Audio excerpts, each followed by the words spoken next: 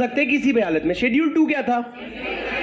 Schedule 2 था approval, कि देखो किसका लेना पड़ेगा अप्रूवल, सीजी का अप्रूवल लेना पड़ेगा, सीजी के अलग अलग मिनिस्टर का। सर आप जब एग्जाम हॉल में जाओगे ना तो आपको सीजी के मिनिस्टर्स का नाम याद नहीं आएगा। जहां पे मिनिस्ट्री ऑफ फाइनेंस है, जहां पे मिनिस्ट्री ऑफ एजुकेशन है, कहीं पे मिनिस्ट्री ऑफ सर्विस है, वो याद आ जाएगा। पर ऐसा हो सकता है कि आप मिनिस्ट्री याद नहीं कर पाए, तो आप लोगों ने 2 काम करना है। आप लोगों ने पहले आज जब घर बना जाओगे तो आप ना जो शेड्यूल 2 है आप उसको खुद से, शेड्यूल 2 को अभी आपने पॉइंटर्स में डिवाइड किया है, उसको एक समरी में ना इसको डिवाइड कर लेना मिनिस्टर्स में, कि मिनिस्ट्री ऑफ फाइनेंस के अप्रूवल वाला कौन सा पॉइंट था, मिनिस्ट्री ऑफ सरफेस वाले अप्रूवल वाला कौन सा 3 पॉइंट था, कहां पे डीजीएस वाला पॉइंट था। उसको इस तरीके से डिवाइड कर लोगे ना तो आपको रिलेटिवली सिर्फ कैटेगरी में डालना है, और एक बार आपको कैटेगरी में डाल दिया आपने तो एग्जाम में आपको याद आ जाएगा। जैसे कि अगर एडवर्टाइजमेंट की बात है तो आपको पता होगा कि एडवर्टाइजमेंट में मिनिस्ट्री ऑफ फाइनेंस का अप्रूवल लगेगा, पैसों की बात है। लिखने के बाद दिमाग लगाना कि कौन से पॉइंट में किसको कौन से मिनिस्ट्री का अप्रूवल आ रहा है, आप रिलेट कर जाओगे कि फ्रेट वाला हो गया, सीआईएफ वाला हो गया तो आपका मिनिस्ट्री ऑफ सर्विस है। पर अगर आपका पैसों का मामला है तो आपका मिनिस्ट्री ऑफ फाइनेंस आ जाता है। जैसे कि आपका मिनिस्ट्री ऑफ फाइनेंस कहां पे आया था, एडवर्टाइजमेंट में आया था, स्पोर्ट्स एक्टिविटी में भी आया था, और लास्ट में आपका पीएनए क्लब में भी आया था, स्पोर्ट्स में भी आया था, राइट। तो ये तीनों मिनिस्ट्री कहां पे आ रहे हैं, पैसों की बात है, इंडिया के बाद पैसे जा रहे हैं, तो हमने मिनिस्ट्री ऑफ फाइनेंस को लिया है। तो बहुत लॉजिकली फिट हो जाएगा अगर आप इस तरीके से एक बार बना लोगे। तो आप मेरी बात ध्यान से सुनना, करिए चार्ट बना करके आना, क्लास में जो सबसे अच्छा बना के आएगा उसका देखिए हम लोग नोट्स उतार लेंगे ताकि सबका बन जाए। पर आप लोग घर पे कोशिश करोगे खुद का बनाओगे तो आपको ज्यादा अच्छे से याद रह जाएगा, आपको क्लास में दोबारा बनाना नहीं पड़ेगा। कौन बना के लाएगा जो मेरे को सबमिट करेगा? अच्छा सा ठीक है, मेरे को दो लोगों का अच्छा से सबमिट कर देना, उसको लेकर अपन क्लास में ड्रॉ कर लेंगे। अभी भी बना सकते हैं पर एक बार तुम एफर्ट डाल लो फिर कर लेंगे। सर शेड्यूल 3 किसकी बात करते हैं, मेरी बात एकदम ध्यान से सुनना। शेड्यूल 3 कहता है, सुनो इधर देखो, मैंने क्या कहा था 1991 में लिबरलाइजेशन आया था। तुमने क्या कहा था? लिबरलाइजेशन। 3 वर्ड यूज किए थे क्या? Liberalisation, privatisation, globalisation. तो भैया लिबरलाइजेशन मतलब क्या? हमने बोला कि तुमको जितना खर्चा करना है तुम कर लो, तुम्हारे लिए लिबरल एक हमने सर एक स्कीम लाया जिसका नाम है लिबरल, लिबरलाइजेशन रेमिटेंस स्कीम। क्या है sir scheme? Liberalisation remittance scheme. बोलो सर स्कीम का नाम क्या है? मैं आपको अभी मैं आपको थोड़ा सा स्क्रिबल करवाऊंगा। आपने फेयर लिख लिया, आप उसके फेयर के नीचे ही आप स्क्रिबल कर लो एक पेज का, ताकि आपका ध्यान बना रहे। सर हमने एक स्कीम लाया जिसका नाम है LRS। सर ये स्कीम लाने वाले कौन थे? एक ही जने, मनमोहन सिंह। उन्होंने क्या स्कीम लाया? Liberalised remittance scheme. क्या होता है सर ये? एक तो देखो वर्ड क्या है, रेमिटेंस। रेमिटेंस मतलब क्या? इंडिया के बाहर भेजना, मतलब हम खर्चा करने का स्कीम ला रहे हैं। हम कौन सा स्कीम ला रहे हैं? खर्चा करने का स्कीम ला रहे हैं। तो हमने लाया सर लिबरलाइज्ड रेमिटेंस स्कीम, मतलब जहां हमने बोला हर एक इंडिविजुअल के खाते में हमने बोला 250 के डॉलर तक का लिमिट है। पैसे नहीं है भैया, हमने किसी के अकाउंट में पैसे नहीं डलवाए। हमने बोला हर एक इंडिविजुअल के लिए एक 250 डॉलर तक का लिमिट है, जो वो क्या कर सकता है, एक फाइनेंशियल ईयर में खर्च कर सकता है।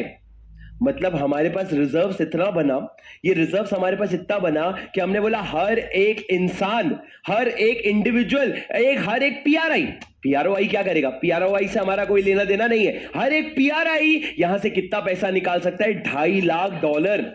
सर $2.5 लाख कितने होते हैं? करीबन 2 करोड़, करीबन 2 करोड़ रुपए होते हैं सर। क्या बहुत ज्यादा है भाई। और ये 2 करोड़ क्या है? एक साल का है। मतलब तू अगर चाहे तो तू साल का 2 करोड़ रुपए तक का निकाल सकते हैं। किसके लिए? कैपिटल के लिए नहीं, करेंट अकाउंट ट्रांजैक्शन के लिए। हर एक इंडिविजुअल। अबे भाई लेकिन ऐसा नहीं कि जाके मैं अपना हिस्सा मांग लेता हूं 2 करोड़ रुपए। देखो रुपीस देकर के डॉलर लेने पड़ेंगे, पर तू वो डॉलर ले सकता है कितने का? 250 तक का। सर ये एक साल का लिमिट है, एक पीआरआई का लिमिट है। मतलब मैं अगर पैसा लेने जाऊं तो मैं लेने जा सकता हूं। सर मैं बोला पैसा दे मेरे को इंडिया के बाहर लैंड खरीदना है। क्या करना है? इंडिया के बाहर जमीन खरीदनी है। सर अगर मैंने इंडिया के बाहर जमीन खरीदी, ये कैपिटल अकाउंट होगा कि करेंट अकाउंट? आपको डेफिनेशन याद करना पड़ेगा, which alters the position of asset outside India of a PRI. तो मेरे लिए कैपिटल अकाउंट ट्रांजैक्शन है, उसकी बात हम यहां पे नहीं कर रहे। हम किसकी बात कर रहे हैं? Current account. अब सर सवाल ये है, आपने कह तो दिया करेंट अकाउंट, पर उसमें क्या क्या कवर होगा? सर इन्होंने बता रखी है 8 से 9 चीजें। ऊपर देखो अपने नोट्स में इन्होंने बताया है कि ये सारी चीजें कवर होगी। पर राजा एक बात बताओ, 2 करोड़ वैसे तो बहुत बड़ा अमाउंट है। हेलो, 2 करोड़ बहुत बड़ा अमाउंट। अब आपको मैं बताता हूं, अमित सर है ना, अमित तातेड़ सर, वो ना अपना कोई ट्रीटमेंट करवा रहे हैं ऑस्ट्रेलिया से। कहां से करवा रहे हैं? ऑस्ट्रेलिया से। और उनका साल का ट्रीटमेंट का खर्चा 3 करोड़ रुपए। पहले मेरे को यह बताओ, अमित सर जो मेडिकल ट्रीटमेंट का खर्चा कर रहे हैं, क्या वो करंट अकाउंट है कि कैपिटल अकाउंट है? क्या बाहर कोई एसेट क्रिएट हो रहा है? नहीं, वो क्या है? Current account transaction. Sir current account transaction में आपको याद होगा, without prejudice to the generality of the foregoing any medical expense is a current account transaction. अब मेरे को बताओ सर, आपने बोल दिया 2 करोड़ का लिमिट है, पर अमित सर को जरूरत पड़ रही है 3 करोड़ की, कैसे करेंगे? हमने बोला वो भी तू कर सकता है, पर जाकर के किसका अप्रूवल ले लेना? आरबीआई। मतलब सर अगर हाँ बोल बोल बोल बोल। हाँ हाँ, वो दूर दूर की बात है, आते हैं वहां तक। अभी हम टॉप पे, मेरी बात सुनना प्लीज। सर इन्होंने क्या बोला कि राजा तेरे को अगर साल का 2 करोड़ रुपए तक चाहिए ना, तो तू आरबीआई को परेशान मत कर। तू क्या कर, लोकल बैंक के पास जा और तू उनको पैसा दे और तू डॉलर ले ले। तू किसके पास जाएगा? ऑथराइज पर्सन के पास। उसको रुपीस देना और डॉलर ले लेना। कब? अगर देखो 2.5 करोड़, 2.5 लाख डॉलर के अंदर का खर्चा करना है। पर अगर उससे ज्यादा चाहिए ना, तो देखो किसके पास जाना पड़ेगा? आरबीआई के पास।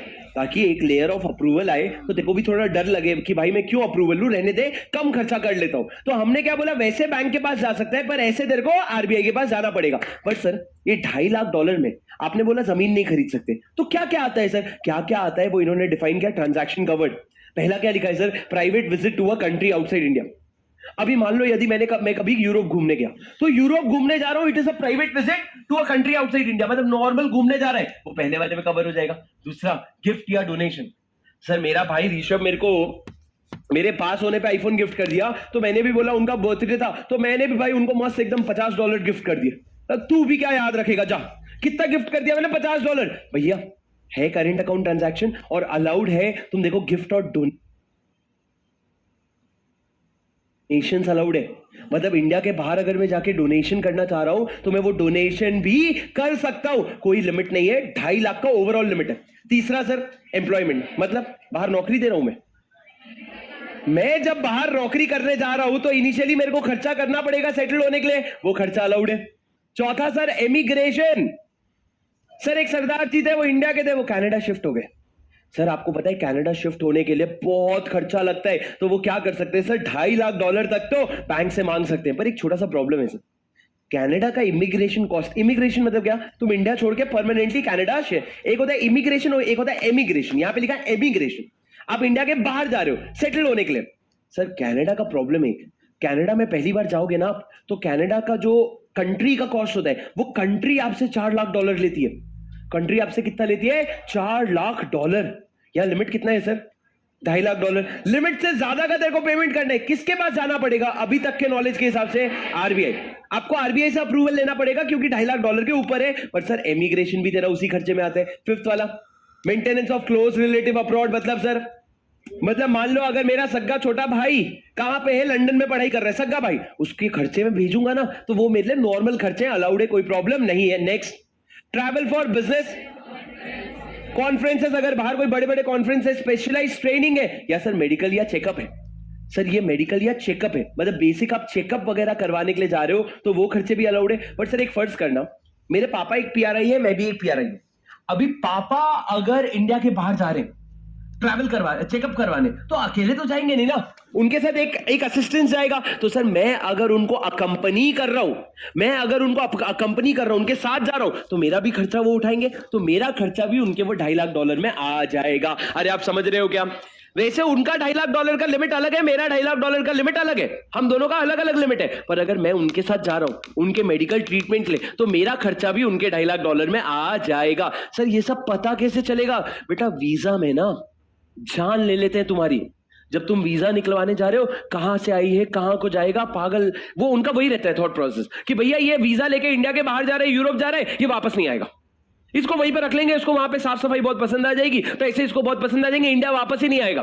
तो इनको बहुत डर लगता है। तो वीजा देते वक्त ना ये लोग सारा चिट्ठा निकाल लेते हैं, खास करके कुछ कंट्रीज के।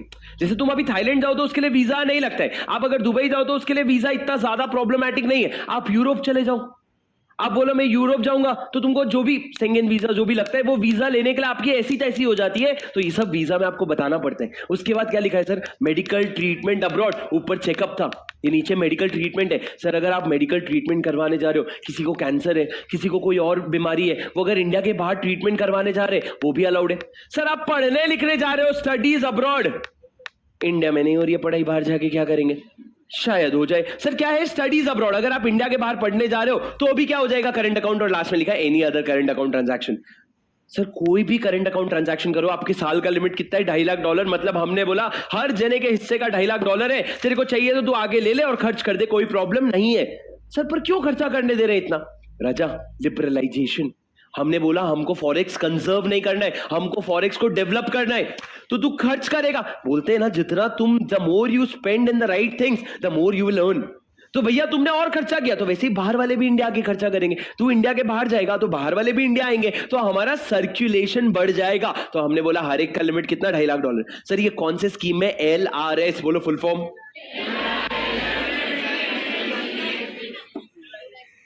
Liberalised remittance scheme. सर किसी ने कहा कि अगर मेडिकल का प्रॉब्लम जैसे उसमें पूरी फैमिली जाना चाहे तो एक को असिस्टेंट माना जाता है, बाकी सब अपने खर्चे पे जाते हैं। मतलब पेपर वर्क में वो अपने खर्चे पे जाते हैं। जैसे कि अगर मान लो पापा और हम तीनों भाई जा रहे हैं पापा के साथ, तो पापा के साथ एक अकंपनिंग बनेगा। मतलब मान लो मैं असिस्टेंट बन गया और जो बाकी 2 लोग हैं उनका भी तो 2.5 लाख का लिमिट है ना, तो वो अपने 2.5 लाख के लिमिट में जाएंगे। पापा को उनको पहले पैसे ट्रांसफर करने पड़ेंगे और फिर वो अपना खर्चा करके जाएंगे। ये सब पेपर के पर्पस के, पैसा सारा एक है पर पेपर वर्क के लिए आपको अलग अलग करना पड़ता है। अब राजा ये सब हो गया, मेरी बात ध्यान से सुनो। सर आपको ना एग्जाम में क्वेश्चन आएगा कि एक इंसान ने इंडिया के बाहर गिफ्ट दिया $1 लाख का। तुमको ना ये कंफ्यूजन हो जाएगा भाई गिफ्ट दिया, गिफ्ट अलाउड भी है क्या, डोनेशन अलाउड भी है क्या? सब अलाउड है। हमने तेरे को जो प्रोहिबिटेड ट्रांजैक्शन बोला है ना उसको छोड़ के सब अलाउड है। तेरे को गिफ्ट देना है तू दे, तेरे को डोनेशन देना है तू दे। तेरा साल का $2.5 लाख है, $2.5 लाख तक तेरे को जितना देना है तू दे दे, कोई प्रॉब्लम नहीं है। सर एक बार ये जोर से पॉइंट्स बोलोगे क्या? मतलब जोर से मतलब अपने दिमाग में जाने देना। ट्रांजैक्शन का वर्ड, सर ये सब याद नहीं करने। एग्जाम में ऐसा पॉइंट्स आएगा कि आपने गिफ्ट का खर्चा किया, आपने एजुकेशन का खर्चा किया, उसका क्या होगा? पढ़ो सर। पहला प्राइवेट विजिट, गुमु गुमु जाएंगे। दूसरा गिफ्ट और डोनेशन दिया। तीसरा एम्प्लॉयमेंट, नौकरी करने बाहर गए। चौथा इमिग्रेशन, परमानेंटली बाहर शिफ्ट हो गए। पांचवा maintenance of A close relative, आपकी कोई है बाहर, भैया क्लोज रिलेटिव है। रिलेटिव मतलब आप लोगों का लीगल रिलेशन होना चाहिए, ठीक है? तो उस केस में आपका करंट अकाउंट मान लिया जाएगा। Next travel for business, conferences, specialised trainings और उसके बाद मेडिकल चेकअप मेडिकल और चेकअप अब्रॉड। सर बहुत सारे ना कॉन्फ्रेंसेस इंडिया के बाहर होते हैं, बहुत सारे लोगों को। जैसे मैं बताता हूँ मुंबई एयरपोर्ट में क्या हुआ था।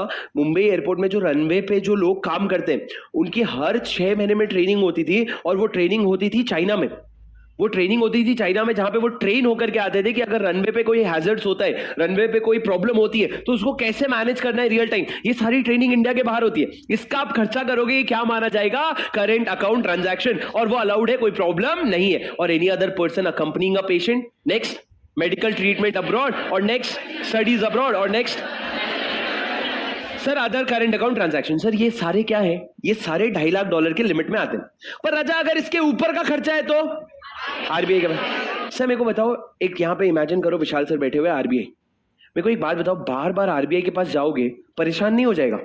इसलिए हमने क्या बोला, बार बार नहीं जाना है, $2.5 लाख के ऊपर जाना है। पर सर धीरे धीरे वक्त के साथ इन्होंने आइडेंटिफाई किया कि आरबीआई के पास मेजरली 3 तरह के लोग जा रहे हैं। कौन पता है? पहला इमिग्रेशन वाला। उन्होंने देखा इमिग्रेशन में बहुत सारे लोग कनाडा इमिग्रेट हो रहे हैं, यूएस इमिग्रेट हो रहे हैं, दुबई इमिग्रेट हो रहे हैं, और हर जगह इमिग्रेशन का खर्चा $3 लाख, $3.5 लाख बहुत हाई है। तो हमारा $2.5 लाख के सामने जबरदस्ती इमिग्रेशन वाले इंसान को आना पड़ रहा है। दूसरा इन्होंने देखा मेडिकल खर्चा। इंडिया के बाहर मेडिकल का खर्चा बहुत ज्यादा है। और यार एक बात बताओ, मैं गया किसी हॉस्पिटल में खर्चा करने, उसने बोला तुम्हारा खर्चा लगेगा 5 करोड़ का। अब पहले तो मेरे को 5 करोड़ खर्च करने के लिए पैसे कहां से लाना है वो सोचना है। वो सोच लिया, उसके बाद मेरे को ये सोचना है अभी ये लोग डॉलर नहीं देंगे। अरे ये क्या बात हुई भाई, मेरे मेडिकल का खर्चा है, जब मैं 5 करोड़ जमा कर रहा हूं तो तू डॉलर तो देगा ना मेरे को। तो इन्होंने देखा आरबीआई के पास बहुत सारे लोग आ रहे हैं जो कह रहे हैं सर खर्चा मेडिकल का बहुत ज्यादा है, आप हमको डॉलर दे दो। और आरबीआई मना भी नहीं कर सकता। आरबीआई को लगा हाँ तो बोलना पड़ेगा भाई। तीसरा, सर आप एजुकेशन के लिए जा रहे हो, आज अगर आप हार्वर्ड यूनिवर्सिटी वगैरह चले जाओ तो वहां पे आपको नहीं तो भी साल का 2 करोड़ लगना है।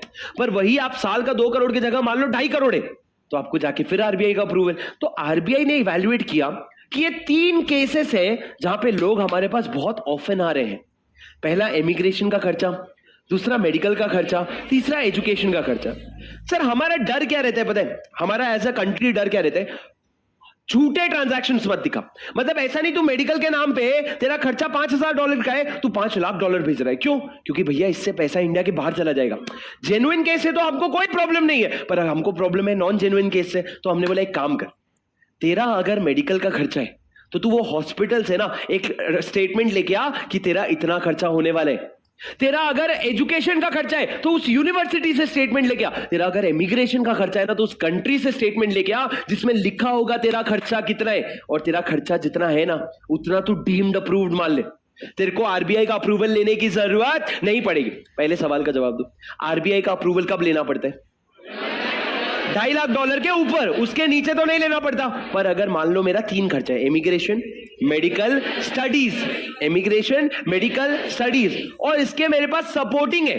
सपोर्टिंग क्या होगा सर? इमिग्रेशन में उस कंट्री का स्टेटमेंट, मेडिकल में उस हॉस्पिटल का स्टेटमेंट, और एजुकेशन में उस यूनिवर्सिटी का रिटन स्टेटमेंट कि इतना खर्चा होगा। तो लॉ ने क्या पावर दे दिया कि तेरे को आरबीआई के पास नहीं जाना पड़ेगा, डीम्ड अप्रूव्ड है। मतलब तू सीधा बैंक से जाके डॉलर मांग सकता है। मतलब अगर मैं कनाडा इमिग्रेट करना चाहूं और उस कंट्री ने मेरे को राइटिंग में दे दिया कि शुभम $4 लाख लगेंगे, तो मैं सीधा एसबीआई के पास जाऊंगा, $4 लाख लेके आ जाऊंगा, मेरे को आरबीआई के पास जाने की जरूरत नहीं पड़ेगी। पर यदि मैं यूरोप जा रहा हूं, और यूरोप जाने के लिए कहां क्यों जा रहा हूं?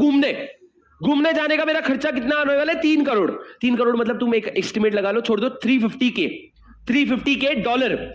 अब भैया इसके लिए मेरे को आरबीआई के पास अप्रूवल लगेगा कि भैया 2.5 लाख में तेरा पेट नहीं भर रहा है, तेरे को इतना क्या घूमने जाना है, तो तुमको उसके लिए अप्रूवल। सर सुन रहे हो क्या?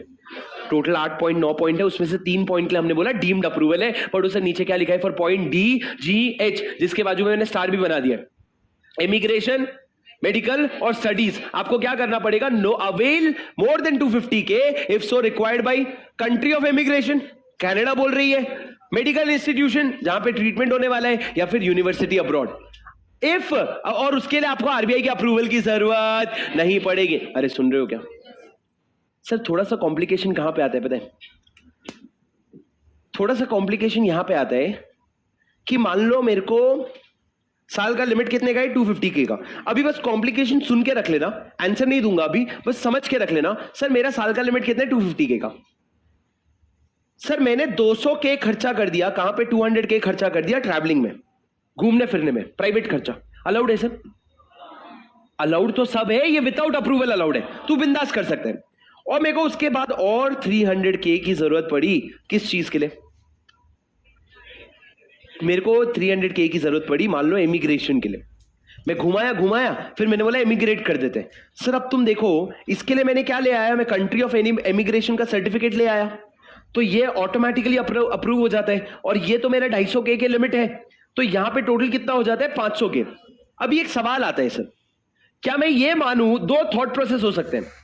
पहला थॉट प्रोसेस ये हो सकता है कि तूने जो 250 के का तेरा लिमिट था ना, उसमें से तूने, तेरा जो ये 300 का खर्चा हुआ, 300 किसका खर्चा हुआ? इमिग्रेशन का। उसमें से 250 तूने एग्जॉस्ट कर लिया, और एक्स्ट्रा 50 जो था वो क्या हो गया? वो तूने विदाउट अप्रूवल कर लिया। क्यों? क्योंकि तेरे पास कंट्री ऑफ इमिग्रेशन का स्टेटमेंट था। पर ये जो 200 के जो तूने और खर्चा किया है ना, ये अबव द लिमिट था, तो तेरे को क्या लगेगा? आरबीआई का अप्रूवल लगेगा। सर मतलब फीफो बेसिस पे एडजस्ट करना होता है ना। आप सोचोगे मेरा जो 250 के का लिमिट था वो कैसे एग्जॉस्ट हुआ? आप एज अ पर्सन क्या सोचना चाहोगे कि वो पहला 200 के ट्रैवलिंग में यूज हो गया, और ऊपर का लिमिट किस चीज के लिए?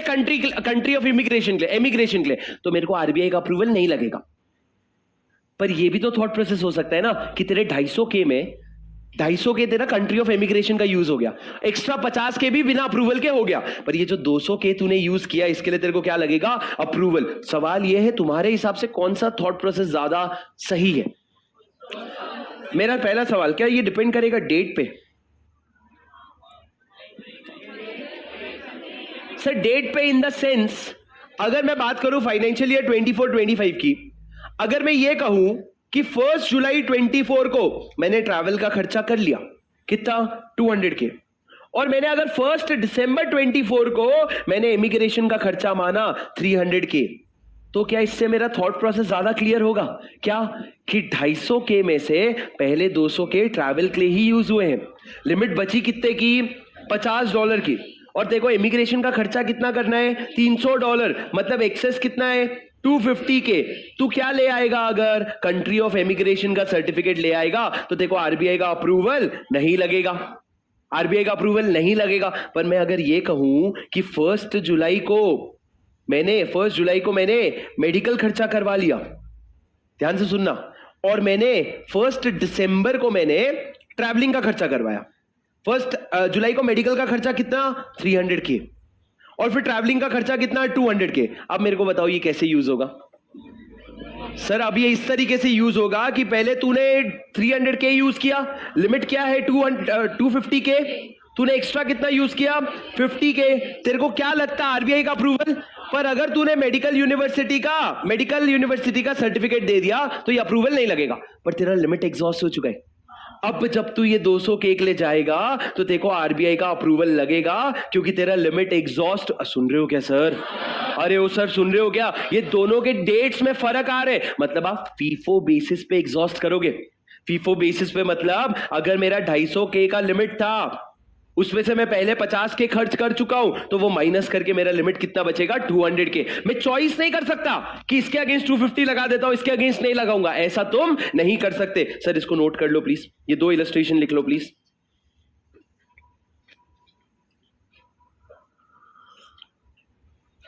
बोल क्या? ठीक है, मैं पहले इसको जूम कर रहा हूं, फिर बाजू वाले को जूम करूंगा। अच्छा बैठ जाओ मैडम, सब बैठ जाओ, सब बैठ जाओ। तुम लोग खड़े क्यों पागल? बैठ जाओ, बैठ जाओ।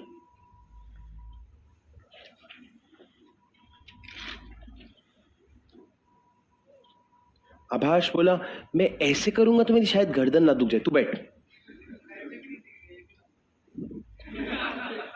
तू सामने बैठा कर ना। हाँ चलो चलो, लिखो लिखो, समझ के लिखो सर। थोड़ा ना सर, एक रिक्वेस्ट है मेरी, फेस टू फेस का एक फायदा उठाओ, अपने दोस्तों के साथ डिस्कस करो। पूछो उन बच्चों से जो दोस्तों के साथ प्रोविजन डिस्कस करके रिवाइज करते हैं। पूछो ऑनलाइन वाले वो बच्चों से जो स्टडी बडी सेशन में डिस्कस करके पढ़ते हैं, क्या लेवल ऑफ क्लैरिटी आती है तुम इमेजिन भी नहीं कर सकते। जो अकेले बैठ के पढ़ते हैं उसको वो क्लैरिटी नहीं आएगी, नहीं आएगी। जबरदस्ती दोस्ती कर लो लोगों से।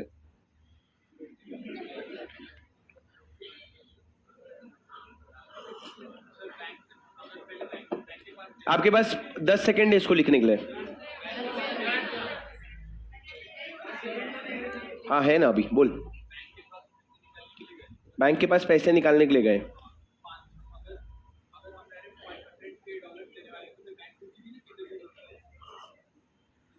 बैंक के पास पैसे निकालने गए और $500 मांगा। एक साथ तो नहीं मांगेगा, पहले $200 मांगेगा।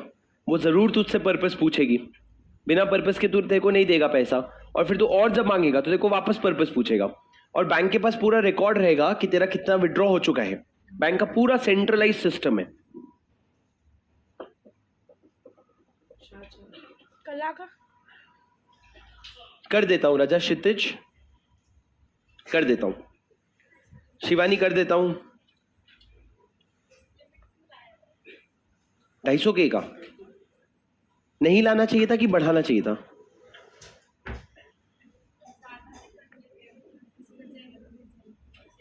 नहीं, अगर कोई ट्रैवलिंग का ज्यादा खर्चा कर रहा है तुम करो, लेकिन आरबीआई को बता के तो करो। तुम्हारा इतना क्या घूमना हो रहा है? और लिमिट कोई छोटा मोटा लिमिट नहीं है ना, 2 करोड़ का लिमिट है। 2 करोड़ मतलब इंडिया का 90% पॉपुलेशन नहीं खर्च कर सकता उतना। बचा 10% पॉपुलेशन है, तू क्यों खर्च कर रहा है बता। और एक मजे की बात सर, ये लिमिट इंडिविजुअल के लिए है, ये लिमिट कंपनीज के लिए नहीं है। अगर तुम रिलायंस के पैसों पे मुकेश अंबानी इंडिया के बाहर जा रहे हैं, बीजेपी के पैसों पे अगर मोदी जी इंडिया के बाहर जा रहे हैं, तो ये सब प्रोविजन अप्लाई नहीं होता है। बोल राजा। मैं एक बार सेकंड लिमिट फिर सेकंड वाला आपको फिर से समझाऊंगा, पर आप इसको लिख लो पहले।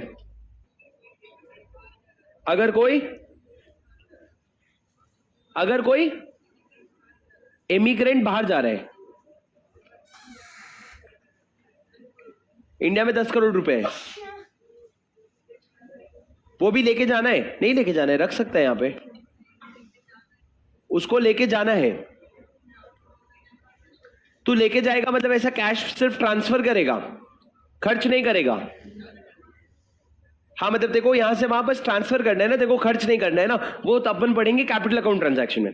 और बहुत मैं तुमको क्या बता रहा हूं, फेमा एक्ट, अरे हो FEMA act, FEMA rules, FEMA regulations मिला करके समुंदर है। तुम जो पढ़ रहे हो वो सिर्फ एक लोटा पानी है। तुमको नहीं पता कि इमिग्रेशन में कितने कंप्लायंसेस होते हैं। प्लीज मेरी बात ध्यान से सुनो सर, ये इलस्ट्रेशन 2 फिर से समझा रहा हूं, मेरे को मेरे सवालों का जवाब दे दो।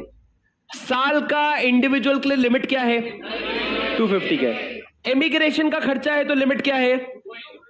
लिमिट वही है, पर अगर तूने कंट्री ऑफ इमिग्रेशन का सर्टिफिकेट ला दिया तो कोई लिमिट नहीं है। मतलब देखो आरबीआई का, अरे सर लिमिट के ऊपर भी ट्रांजैक्शन कर सकते हो, मना ही नहीं है, बस रेस्ट्रिक्शन क्या है? आरबीआई का अप्रूवल। अब मेरी बात ध्यान से सुनना सर, अगर मेरा साल का 500K खर्चा हुआ तो मैं क्या कोशिश करूंगा? मैं कोशिश ये करूंगा, मैं दिखाऊंगा 200K मेरा लिमिट में एडजस्ट हो गया, बाकी 300K इमिग्रेशन का था, तो वो तो वैसे भी अप्रूव्ड होता है क्योंकि कंट्री ऑफ इमिग्रेशन का सर्टिफिकेट है। उससे क्या होगा? मैं आरबीआई के अप्रूवल से बच जाऊंगा। पर लॉजिकली सोचो, अगर मैंने यहां पे पहला वाला एग्जांपल समझो, अगर मैंने पहले ट्रैवल का खर्चा किया कितना? 200K, तो जैसे ही आपने ये खर्चा कर दिया ना, उस दिन आपका लिमिट 200K से कम हो गया, बचा कितना? 50K का लिमिट। अब उसके बाद जो तूने खर्चा किया है वो किसका है? इमिग्रेशन का। तेरे पास लिमिट कितना बचा हुआ था? 50K। इमिग्रेशन का खर्चा कितना है? 300K। तेरे पास उनका सर्टिफिकेट है, तो लॉ ने कहा भैया सर्टिफिकेट है तो कोई अप्रूवल नहीं लगेगा, बिना अप्रूवल के तुम आगे बढ़ो, कोई प्रॉब्लम नहीं है। ये क्या था सर? इलस्ट्रेशन 1। पर राजा अगर मेरी बात ध्यान से सुनना, आपका लिमिट है 500K, आपने पहले कितना यूज किया? 300K। सर पहले तो आप बेसिक लिमिट एग्जॉस्ट करोगे ना। बेसिक लिमिट कितना है? 250K। आपने खर्चा किया 300K, तो हम बोलेंगे 250 पूरा एग्जॉस्ट हो गया, और जो एक्सेस 50K है उसके लिए आपने अप्रूवल नहीं लिया। क्यों? क्योंकि तुम्हारा कंट्री ऑफ इमिग्रेशन का सर्टिफिकेट है, तो एक्सेस 50K का अप्रूवल नहीं लिया, पर लिमिट एग्जॉस्ट हो चुका है, तेरा पूरा लिमिट खत्म हो गया, है ना? लिमिट खत्म हो गया, एक्सेस 50K का तूने अप्रूवल नहीं लिया। अब राजा इसके बाद तू 5 रुपए भी खर्च करेगा ना, तेरा लिमिट एग्जॉस्ट हो चुका है, तेरे को अप्रूवल लेना पड़ेगा। तो जब उसके बाद तुम ट्रैवल के लिए 200K मांगने जा रहे हो, तुम्हारा कोई बेसिक एग्जेम्पशन लिमिट नहीं बचा है, तुमको पूरा अप्रूवल लेना पड़ेगा 200K के लिए। किसका? आरबीआई का। अरे समझे क्या? क्योंकि सर तुम हिंदी में इसको समझो, आरबीआई क्या बोल रहा है? आरबीआई ये बोल रहा है कि भाई मेरी बात सुन, हर एक इंसान के हिस्से का 2 करोड़ होता है, 2.5 लाख होते हैं। मैं डॉलर को नहीं बोलता, मैं बस बोल रहा हूं 2.5 लाख होते हैं, 2.5 लाख। हर एक इंसान के हिस्से का 2.5 लाख होते हैं। तेरे घर में अच्छे सर्कमस्टेंसेस नहीं थे, तेरा 3 लाख का खर्चा हो गया, इमिग्रेशन के लिए हुआ, मैं समझता हूं, पर जब तेरा 3 लाख इमिग्रेशन के लिए, 3 लाख मेडिकल के लिए खर्चा हो चुका है, तो तू और ऊपर से काहे को ट्रैवल के लिए खर्च कर रहा है? अगले साल चले जाना ना। तू मेरा इस साल इतना फॉरेन करेंसी मेरा डिप्लीट मत कर, इतना खर्च मत कर। अरे समझे क्या? यस सर, ये आपका बेसिक पॉइंट है, इसको अभी तुम अगर इसका 5% भी समझ गए ना, काफी है। ये एक क्वेश्चन आएगा जिससे समझ जाओगे। अभी मैंने बस बेसिक सा बता दिया तुमको कि कुछ तो भी है यहाँ पे गड़बड़, जो अपने को संभाल करके चलना है आगे। अब मेरी बात सुनो सर, आपने कहां तक लिखा? प्रोवाइडेड दैट तक लिख लिया। अब आगे सुनो सर, एक छोटी सी प्रॉब्लम है। आपने कह तो दिया $2.5 लाख का लिमिट है। मैंने क्या बोला आपको? जब मैंने शुरू किया था मैंने बोला था ऋषभ साल का कितना कमाता है? 10-12 करोड़। अब 10-12 करोड़ कमाता है, मतलब एक समझ लो 2 करोड़ कितने होते हैं? 2.5 लाख। तो आप समझ लो 12 करोड़, यानी कि एक 5 टाइम्स ऑफ दैट, यानी कि 1.25, मतलब 12.5, 12,50K, 12,50,000 डॉलर, इतना कमाता है सर वो साल का। अब मेरी बात सुनो राजा, इधर आओ। राजा इधर देखो सर, अगर ऋषभ जो है ना, उसको वहां पे एक कंपनी से ऑफर आया, क्या? तू जा इंडिया, तू जा इंडिया, और इंडिया जाके तू काम कर, तेरे को मिलेगा $1 मिलियन। $1 मिलियन तेरे को क्या मिलेगा? इंडिया में काम करने का मिलेगा। $1 मिलियन कितना होता है सर? ₹8 करोड़ होते हैं। अब वो ऋषभ खुश कि उसको घर पे रहने का मौका मिलेगा, साथ में 8 करोड़ रुपए भी मिलेंगे। तो ऋषभ ने सोचा मैं ये ऑफर ले लेता हूं। ये कंपनी कौन सी थी? फर्ज करो हमारे एग्जाम्पल के लिए टेस्ला आईएनसी थी, और टेस्ला आईएनसी ने बोला तू इंडिया जाके थोड़ा सर्वे कर, देख फैक्ट्री कहां डालना है, क्या है ये वो, अलग अलग काम बोला। ठीक है सर, अब मेरे को बताओ, इंडिया आ जाएगा ऋषभ, पर इंडिया जब तुम एम्प्लॉयमेंट के लिए आए हो तो तुम क्या बन जाओगे? तुम जब इंडिया एम्प्लॉयमेंट के लिए आए हो तुम क्या बन जाओगे? पीआरआई। अब राजा पीआरआई बन गए, मतलब तुमको ये एक्ट एप्लीकेबल हो गया, तो तेरे लिए भी साल का रेमिटेंस का लिमिट क्या है? 250K। अब राजा एक बात बताओ, वो कमा रहा है साल का $1 मिलियन, उसकी फैमिली अभी भी कहां पे है? उसकी फैमिली अभी भी यूके में है, और यूके में साल का खर्चा होता है $400K। $400K साल का बेसिक खर्चा होता है। तो उसने चाहा कि मैं $1 मिलियन कमा रहा हूं, तो मैं 500K रेमिट करना चाहता हूं, 500K रेमिट करना चाहता हूं। तुम बोल रहे हो फालतू का आरबीआई का अप्रूवल लेना पड़ेगा। क्यों? क्योंकि तू पीआरआई है, $2.5 लाख से ज्यादा रेमिट कर रहा है, तो तेरे को क्या लेना पड़ेगा? अप्रूवल। अब सर चलो मान लो अप्रूवल ले भी लेंगे, पर अप्रूवल लेने का एक मतलब होता है कि आरबीआई या तो हाँ बोलेगी या तो ना बोलेगी। अरे पर एक बात सोच, ना बोलेगी तो ऋषभ करेगा क्या? वो तो इंडिया में $1 मिलियन कमाएगा, तो उसकी जो बाहर फैमिली है उसको भेजेगा ही ना। It is only logical that ये खर्चा होगा। जस्ट बिकॉज वो पीआरआई हो गया, तुम बोलोगे तेरे लिए भी $2.5 लाख का लिमिट है, will it make sense? No. How do we solve it sir? How do we solve it? Exception बनाए? कुछ और तरीका, एक्सेप्शंस नहीं बनाने तो सर हमने एक नया